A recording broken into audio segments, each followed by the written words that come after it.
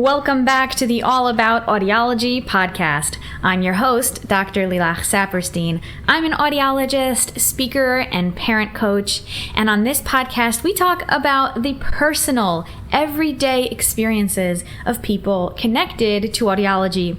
We hear from parents who share their experience of their child having hearing loss, from professionals in various fields with expert advice and wisdom on the everyday challenges and opportunities that we have for communicating and connecting to our children, to our patients, to our students. Way back in episode 18 of the podcast, we had Chloe Tompkins as a guest, and she talked about how she incorporates American Sign Language into her music classes in order to make the classes fun and accessible and inclusive for children of all hearing abilities and using different modalities. And today's guest is Jacquelyn Briggs. So Chloe introduced us, and I cannot wait for you to hear Jacquelyn's inspiring words. She's also a teacher, and she has a very personal experience with hearing loss to share, and I'm going to let her tell it. So just before I play that amazing interview for you, I want to remind you that you are the most important part of the All About Audiology community. The listeners, thank you for sharing the show, and thank you for your comments, your questions. Absolutely come and connect with me over on Instagram and on Facebook. And if you want to be a guest on the show or nominate a guest on the show, feel free to reach out to me, and we will continue to spread hope and self-efficacy and confidence in the world. So welcome, Jacquelyn, and thank you for listening. Welcome back to the All About Audiology podcast. I'm your host, Dr. Lilach Saperstein, and music is just one of those amazing things that we all enjoy in our life, that we have as part of our experience. And today I'd like to dive into music and how we can use music when we're educating deaf and hard of hearing children. And my special guest today is Jacquelyn Briggs, who is a music teacher and a teacher of the deaf at the Clark School for the Deaf in New York. And Jacquelyn is going to share her personal story with hearing loss as well. So welcome to the show, Jacquelyn. How are you? Great. Thank you so much for having me. It's great to be here. I'm so excited for you to share your story and come on the show. And first, I'll give the background to how we've connected.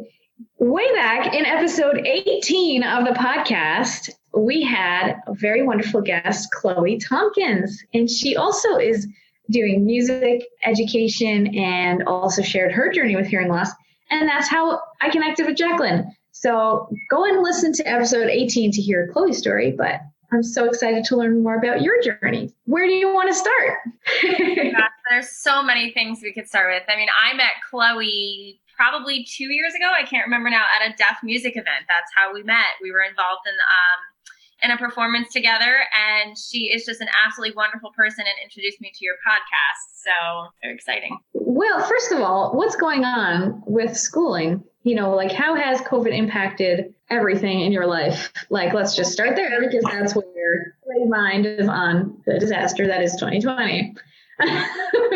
I don't even have a word to describe it. I'm sitting here thinking and say it's been an adventure. It's definitely been an adventure, to say the least. For us, schools closed March 16th, and it's been a little challenging because it was a Sunday evening, and suddenly we all found ourselves having to figure out how to teach, students with hearing loss through online platforms, which presented a lot of different difficulties.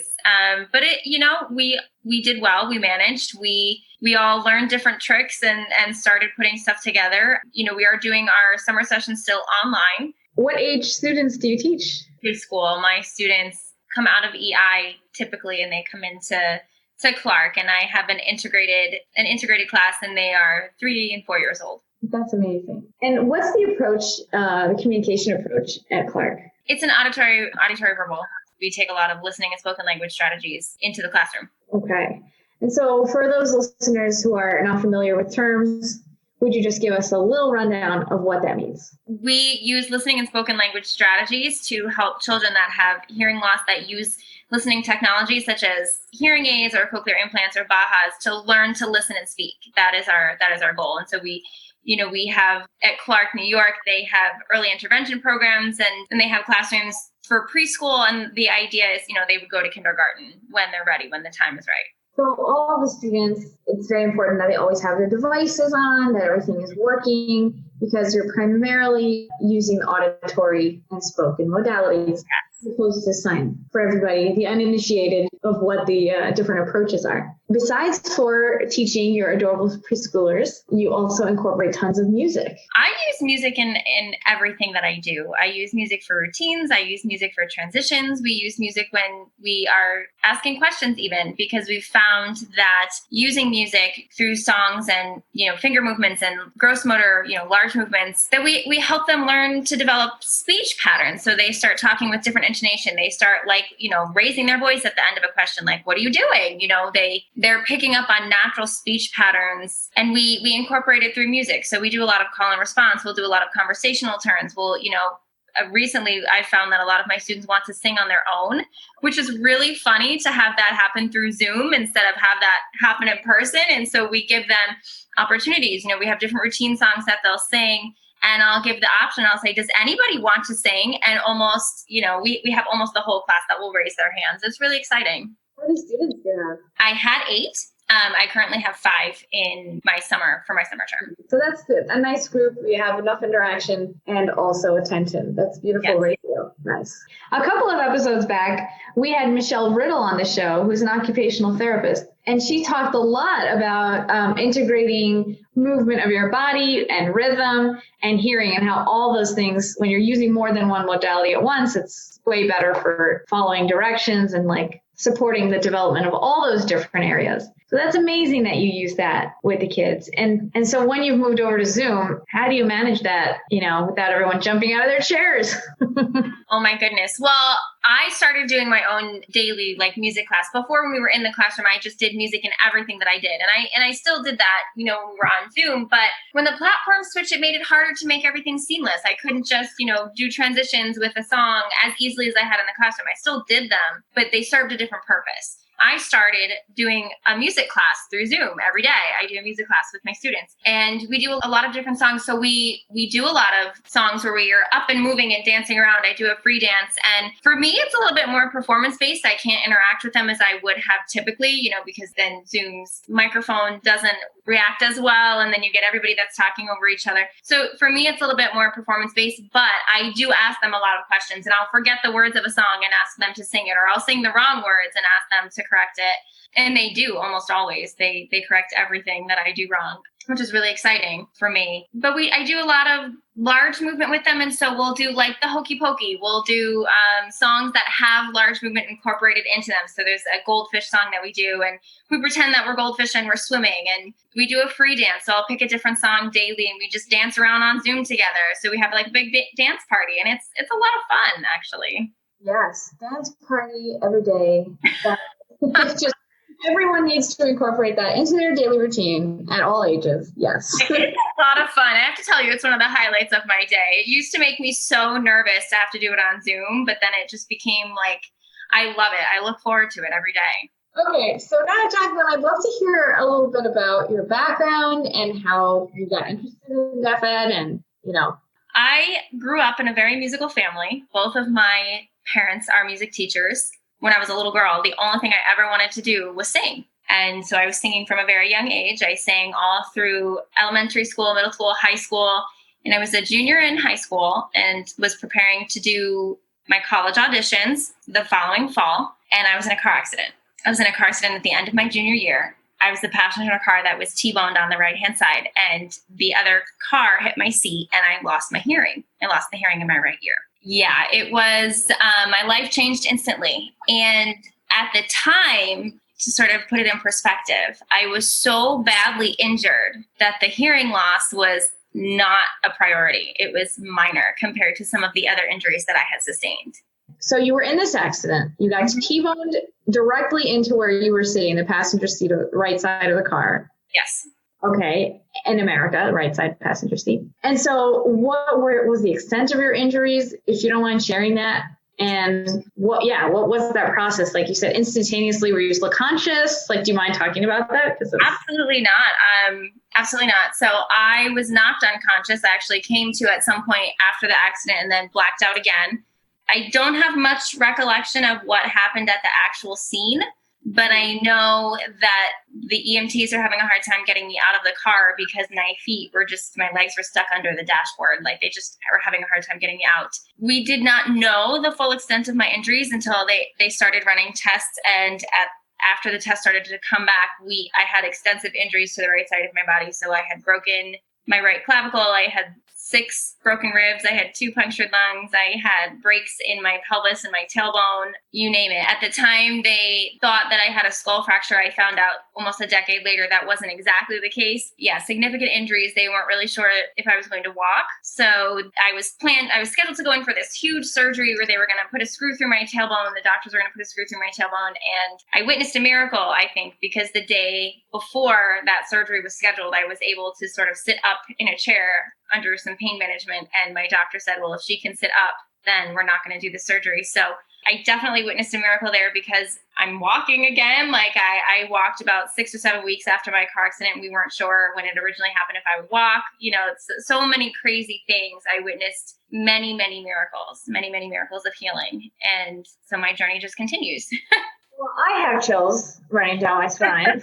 That is oh my gosh, unbelievable experience. And you were in high school. Yeah, I was 17. Yeah. And at what point was the hearing, something that you noticed or addressed? I have a memory of telling my doctor that I could not hear out of my right ear and I was in the emergency room. I don't remember what was said. I know that I went for quite a few scans after that. They were running some CAT scans on my head. But definitely if you have a punctured lung and all of that other stuff. Yeah.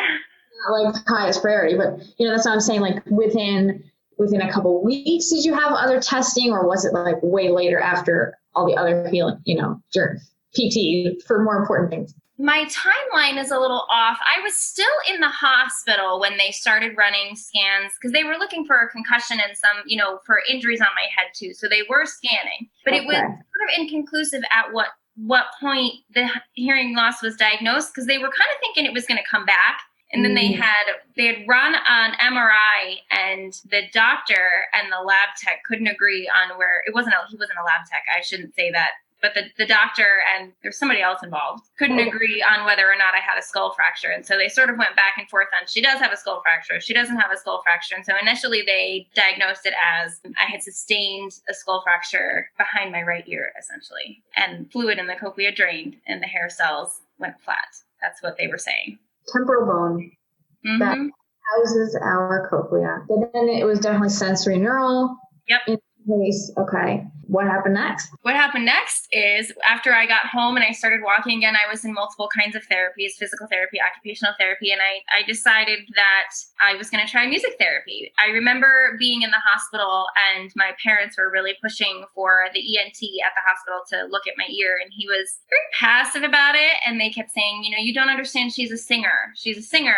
Please look at her ears. And basically the answer we got was, well, do something else. And so I decided after I got out of the hospital, it was my senior year. I went through my senior year doing music therapy at Beth Israel Hospital in New York City. There's called the Louis Armstrong Foundation for Music Therapy, I believe. And I had a music therapist there that I saw and worked with for that year. And she was phenomenal. And then I graduated late, but I graduated high school and decided to go to my community college. And I was like dabbling. I was like, I'm going to try and be a music major. But in the back of my head, I was thinking at some point, I'm going to have to switch majors because this isn't going to work. And 2 years later, I graduated as a music major, and I had been accepted to a 4-year school for a vocal performance degree in New Jersey. And I finished my degree there. And I had always sort of through my own process of learning how to sing, suddenly without one ear working, I was going through the process of figuring out what that meant for me. How do I sing now when I only have one typically hearing ear? How do I adjust to my new normal? So I took voice lessons and I kept studying all through college and obviously graduated with my vocal performance degree, but I got really intrigued in the overlap that exists between music and deaf education. This was like super intriguing to me. And I started teaching early childhood music together classes. I had gone and gotten a certification for music together. I started teaching these kids, and they're like 2 and 3 years old, and I absolutely loved it. It was one of my favorite things. And I decided I was going to start looking for graduate programs. You just wanted the dance parties. That's what you were. Yep, I wanted the dance parties. You got it. So I started looking at graduate programs, and I applied to Teachers College, Columbia University in New York. And when I was in there, like checking out the program for music education, I realized that I could do this interdisciplinary master's in music and deaf ed. I was like, well, that's really interesting. I'm really going to look at this program. So I applied to the music education program. I wrote in my statement of purpose, I want to do an interdisciplinary master's program. And so I ended up doing that. I did 2 masters in 3 years. Okay. And so one in music therapy and one in deaf ed. Yeah, it's a music ed degree. So I have a music ed degree and then one in deaf education. At any of this point, like how relating to the fact that you had lost your hearing in the right ear, is it something you had accepted? We're still like kind of unsure if it was going to be permanent. Like where were you in that stage? What a loaded question. There was a part of me that was significantly in denial for a few years, I would say, because it's hard. You know, you live your life one way and suddenly it's so different, and there was absolutely nothing I could do about it. And I hadn't done anything for that change to begin with. Like I was just sitting the wrong place at the wrong time. Of course. And so it was very hard to come to terms with that. But at the same time, I learned that I was going to be okay anyway. I was still learning how to sing. I was learning to use my body as an ear. I was learning to feel vibrations and feel things differently. And I was still learning to sort of make up for what I viewed as this deficit. I know much better now, but at the time when I was navigating this, to me, it seemed like something that was going to hold me back. And I learned much differently because of everything that I've managed to accomplish anyway. Yeah. And did you ever have audiologists or other people offering all sorts of devices like cross hearing aid or mini mics, or like at what point were people trying to offer you treatments, or were you looking for that? Did any of that happen? That was offered to me at the beginning when I was still in the hospital. I was in a rehabilitation hospital, working on my physical needs at that time. And there was an audiologist that was offering me a Baha. We chose at that time not to do it just because there was so much else going on that we weren't sure at that particular moment that the Baha was the right fit. I wasn't offered a cross hearing aid until much later, but once I left the hospital, my hearing loss, I just was like, okay, this is it. And I was the one that never sought out sought another audiologist to see what my other options would be. And can you tell us a little bit about the experience, especially from someone who grew up hearing in both ears, typically hearing, and then had this very dramatic change to having only one-sided hearing? Because many of the parents who are listening to this, talk about they have a child who is born with one typical ear, unilateral hearing loss or asymmetrical hearing loss. And I think you're in an exact position to try to describe what that was like, especially knowing that it was different before. It was, I think I had a lot of misconceptions about myself because things I heard were things like, you have one good ear, you'll be fine. And I know a lot differently now. It was really hard to navigate because, especially when I was in college, I was failing things. I was failing classes because, I didn't have the access to information that I needed. I didn't have captions. I didn't have anything that was helping me. And this hearing loss was so new at the time. And so I can remember studying for exams and not having a clue when we talked about information that was on the exam. Like I just missed it entirely. And I can also, if you go back and look at my notes from that time, I have like the first half of one thought paired with the second half of a completely different thought. And I really did try, there were moments where I felt like there has to be something wrong with me. I have to, I'm not smart. I'm not intelligent. I can't take tests well.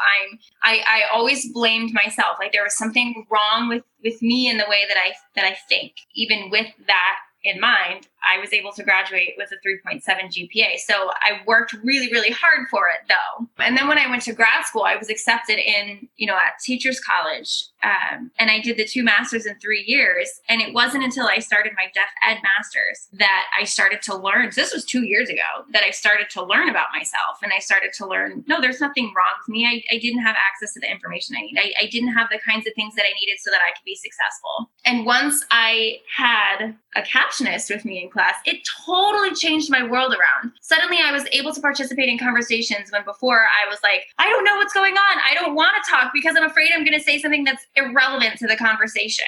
Tell us what you said that you finally had access to. Oh, I had a captionist. Okay, yeah. Okay, so now you were like following what's happening. Yeah, that's the thing. We there's been a shift in the whole conversation around unilateral hearing loss, where before it was exactly that misconception: one ear is good enough. At least you have one. Which, right.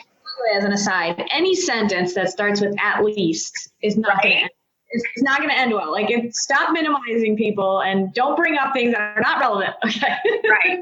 Just as in general, as like a grief process, if people are sad or grieving something important, whether or not it's, a death or something they've lost, that's not a person, but other grief in lots of different ways, don't say at least. Anyway, that's not helping.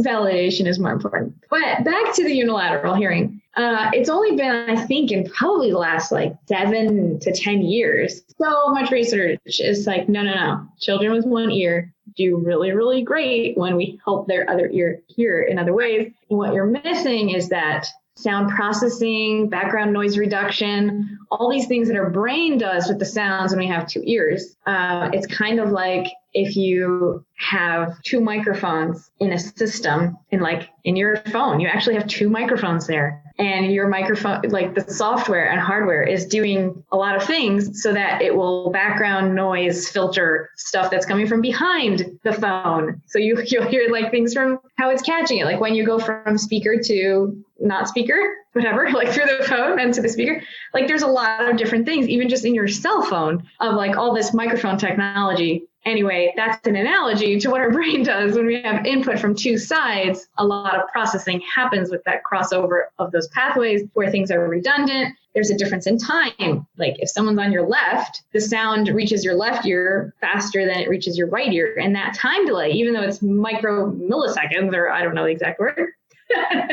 what the actual difference is, that time difference is super critical information. It also is louder to the ear that is closer. So there's a level difference. We have all these different things: inter-oral time difference, inter-oral level difference. That's some technical language for you. But anyway, it is amazing to see how hard you had to work to compensate, how exhausting that must have been. And on top of all that you had internalized that as being your own ineptitude, whatever. Internalizing that as being your fault, or that you weren't trying hard enough. I'm so sorry that happened, but I'm also so happy that you can now talk about it and that you got help. What happened next? While I was working on my Deaf Ed Masters, I started with some summer courses in the summer of 2018. So I graduated with my first master's, and 3 days later, essentially, officially started my second, even though I had done 1 or 2 classes prior to that. And I was in this class about auditory verbal therapy and language habilitation. And I loved my professor. She was so passionate about her work and everything that she did. And so she started talking about cochlear implants. And I mean, these are all things that I knew, but for some reason didn't really understand how they applied to me. And so she and I were talking about cochlear implants one day. And she said, well, if you have a sensory neural hearing loss, you can benefit from a cochlear implant. That's something you should definitely look at. And I was really hands off about it. I was like, no, I don't think so, Well, what I wanted was to be able to have a captionist in school, to have somebody that came to my classes with me. But I hadn't had an audiogram in close to 10 years. So I needed an updated audiogram. So I contacted somebody at Columbia Medical, and I went in for my first audiogram in a long time. Nothing had changed. That right ear was still, it's a profound loss. I think I was up over 120 decibels and didn't respond to anything in that ear. So it's a profound loss, very profound. And I started thinking about the possibilities of like, maybe I can get a cross hearing aid. And so I was struggling with some vertigo at the time, some very weird vertigo that was leaving me unable to work for multiple days at a time. And so I went from the audiologist and I made an appointment with one of the otolaryngologists at Columbia, and I waited 2 months to see him. And so when we went in, and we were talking to him about a few different options, like the cross hearing aid. And so we were talking about what the vertigo was. And so he scheduled me for some scans on my head to show what my possibilities were for either a Baha or maybe a cochlear implant, or just what the possibilities would be for any kind of hearing device that I could have. So I went in for that on Halloween of this past year. It was Halloween 2018. And we went in for these scans fully expecting to hear that the auditory nerve had been severed, that I had a skull fracture there, that I wasn't going to be a candidate for any of these things because that's what we had been told. So I go through all of these scans and we go into the doctor's office, and my father had come with me that day. And so we're sitting there and the doctor says, okay, so your scans are completely clear. And my father goes, oh, so you mean the skull fracture healed? And the doctor goes, no, you never had one. So we were like stunned. We're sitting there like, what does this mean? I don't understand. And so, I mean, obviously I took a shot to the head in the car accident, but there was no skull fracture. Like the inner ear was totally intact. And so I went from having no options to suddenly having multiple options. From, you could get a Baha, so you could get a cochlear implant, the cochlear implant we weren't sure because it's not totally common to see somebody with a unilateral hearing loss with one implant. At least in my experience, I haven't seen that many people with a unilateral hearing loss end up with a cochlear implant. In my case, they fought for the cochlear implant because of the tinnitus that I had in my right ear, because the cochlear implants tend to stop the tinnitus. And so that was on October 2018. On December 22nd, I was implanted and then activated January 18th. So I've been active for about a year and a half. Yeah, it's been one of the craziest experiences, I think, to be typically hearing in both ears, then to suffer a hearing loss in one ear, and to then have a cochlear implant. I don't have words. Yeah, that's definitely a unique journey for sure. It's not something that people hear a lot about, the hearing loss that is acquired, as opposed to from birth, when there are traumatic injury. Did you end up having any concussion or like brain related injury as well? I did. I suffered from a traumatic brain injury, and actually the vertigo that I was struggling from they were diagnosed as migraines from that car accident, from the TBI that I suffered. I would not have said that because I never thought about it. So I take care of those differently now. But the original, I even went back and read the original reports from the first couple of scans that they did on my head, and they list like a skull fracture and where it was. So I really don't know what happened. I mean, I know when we did the scans before my surgery, like before, I found out that I could go for a cochlear implant. And then when we went for the surgery, we even asked the doctor, could you see what happened? Did you see anything? And all he could say was, well, she obviously took a shot to the head. It's really hard to tell. Definitely. What was it like when you were activated? I know that's also a question a lot of parents have when they have a young child and they go through this whole journey with them, and their kid can't really tell them what it's like. It was really emotional for me. I have a video of when it was first turned on, and my audiologist, they played like the little pulses in the ear. We were sort of mapping it out, and she told me to raise my hand when I could hear the pulses. And I was so hesitant to raise my hand because I was terrified that I was actually hearing something in my left ear, that it was crossing over. So I raised my hand. She was like, you're right. She was like, that's the first time you've heard anything on that side in a long time. I was like, yeah, it's been 10 years. So it was emotional. And then when she made it, when we went live, when the implant went live, my dad started talking to me, and I started to cry because it was the realization that, for 10 years, I believed something one way, and then it was completely different. In fact, the audiologist was saying to me that they weren't sure if the auditory nerve would respond because it had been so long since any sound had hit that cochlea. So when they tested it during my surgery, they were saying we weren't sure what to expect, and the amount of response that they got from the auditory nerve in the surgery, everybody was shocked. And so when the implant went live, I was sitting in the audiologist's office and I started to cry because of the realization that you just never know. Like everything about my life changed once and then it changed all over again. Right when I started feeling confident in who I was and the things that made me who I was or who I am, it changed again. When I first started hearing people talk, it sounded a little bit like Gollum from The Lord of the Rings. That's the best way I can think to describe it. It was like kind of whispery, kind of raspy. The first few days I had it, it actually made me a little nauseous because suddenly I was getting so much input on that side. I've adjusted to it now. I practice a lot. So I stream podcasts to my implant to practice. I can answer the phone with my cochlear implant. So a lot of times I'll tell people like, just be patient. I'm practicing, I'm talking into my implant. I'm working my right ear. It's been challenging, but it's been absolutely worth it, especially with the kids that I work with.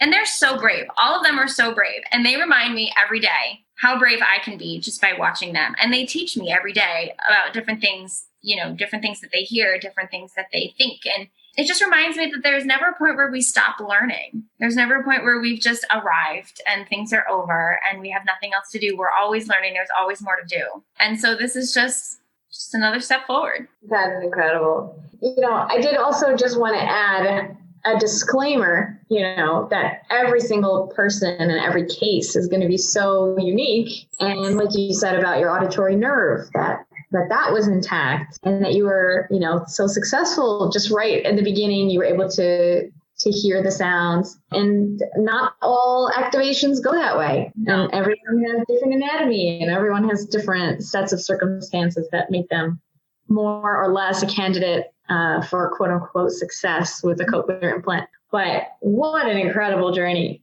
And I love also hearing your attitude and knowing that you really do see every step as part of a journey, because when it's over, then that means there's no more life left. So it's a good thing to be on a journey of life, and that the kids you work with, you have a very special connection to their experience in a way that's really moving. I can't imagine, what it is to be a kid and look at your teacher who has the same device or, same experience of certain things as you.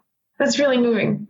We talk about it all the time. I have some students that, they use Bajas. And so, we talk to them about how it's our superpower.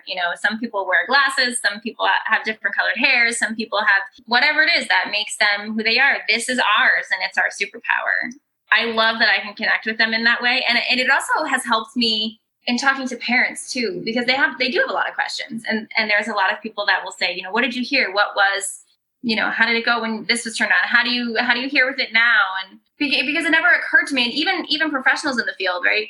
It never occurred to me that some of the professionals that I work with have never heard through a cochlear implant before. Like they wouldn't necessarily understand what that means because they don't have a cochlear implant. So I remember talking to a few people that I had interned with, and they were like, "What does it sound like?" And it kind of just made me laugh. Those are things I never thought about. And so it's helped me be able to talk to people about different aspects of this field, of this wonderful, crazy field that we're in, because there's people they have questions. People they want to be able to connect. People need different kinds of supports. So. Exactly. And why I'm so grateful that you came on the show to share your story and share so much hope for, what's possible. At the same time, I'm wondering what your thoughts are, students who might not be candidates for auditory oral, auditory verbal approach. And, because there's this big question about, do we introduce sign language when we're so really trying to promote auditory verbal usage of devices and, to try to make the brain a hearing brain? Like, what are some of your thoughts on that when parents are in that decision? Because they don't know how it's going to go when they have a tiny, tiny kiddo and they have to make certain decisions. I'm always a huge proponent for sign language. I love it. I think it's wonderful. I think it's beautiful. I think for young children, the biggest milestone needs to be, in my opinion, giving them access to language, right? So I think if you're incorporating sign it's never going to take away from learning to listen and speak. It's only going to add to it. And so if you have somebody who's taking a little bit more time or is unsure about how their child will do as they are learning to listen and speak, I think that sign language is a major help. And if your goal is to listen and speak, then that's your goal. Like, that's an amazing goal. And your goal can also be to learn to sign as well. And that's just as wonderful and just as amazing.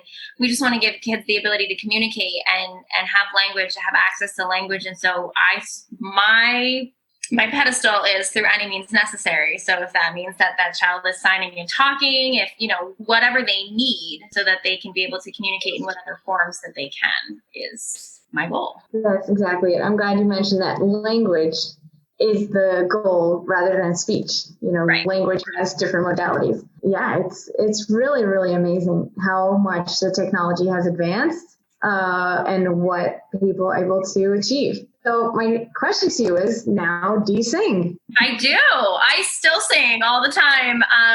About, oh my goodness, I don't even remember, maybe 2 or 3 years ago, I was able to perform in an opera program in Italy. So I was able to go there and I studied for 3 weeks and I performed at the end of the 3 weeks. I still perform in these deaf music events. So we just did one on Zoom in April, and I haven't sung as much because of all of the quarantines and the pandemics and everything, but I still actively sing.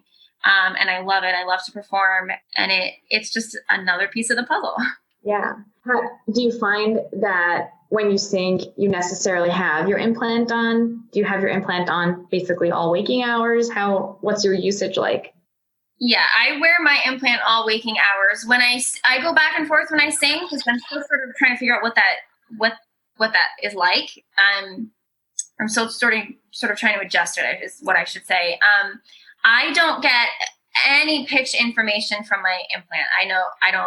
I can't really pick up a pitch. I mean, I'm starting to be able to do that, but they're guesses at best. I'm not positive. I'm like, I don't hear something and think, okay, I know for certain that if I sing this note, it's going to match what I actually heard. But I get the pitch information from my left ear. But when I sing, I feel so much more, when you're singing, your body vibrates, and because you have the resonance that happens even when you talk, right? Because your vocal cords vibrate, and I feel that so much differently. And so it's helped me navigate different parts of my voice, like, for, the higher parts versus the lower parts of my voice. And that's really exciting.